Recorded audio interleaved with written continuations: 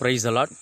வேதாகமத்திலே ஆதியாகமம் தொடங்கி வெளிப்படுத்தின விசேஷம் வரை அல்லது கடவுளின் இரண்டாம் வருகை வரை மூன்றாம் வருகை வரை இரண்டு காரியங்கள் தான் பொதுவாக அடங்கியுள்ளது.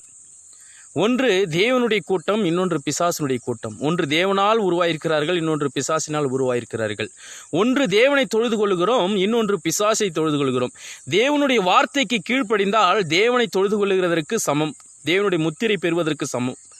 தேவனுடைய வார்த்தையை மீறி நாம் நடப்போமானால், வேதத்தில் உள்ள சொல்லப்பட்ட வசனத்தை மீறி நாம் நடப்போமானால் அந்த தொழுகை பிசாசை சார்ந்திருக்கும். எனவே தான் பிசாசு மத்தேயு 4ஆம் அதிகாரத்தில் சொல்கிறான், என்னை விழுந்து பணிந்து கொள், அப்பொழுது இந்த ராஜ்யம் முழுவதையும் உனக்கு தருகிறேன் என்று. ஆனால் இயேசு கிறிஸ்து சொல்கிறார், உன் தேவனாகிய கர்த்தர் ஒருவருக்கே ஆராதனை செய்வாயாக. இன்று நம்முடைய ஆராதனை யாரை சார்ந்து இருக்கிறது? இரண்டு இயேசு வருகிறார்கள் என்று 1 கொரிந்தியர் 11ஆம் அதிகாரம் 3-4 வசனத்தை நீங்கள் வாசிப்பீர்கள் என்று சொன்னால் அதில் அநேக காரியத்தை தேவன் வெளிப்படுத்துகிறார்.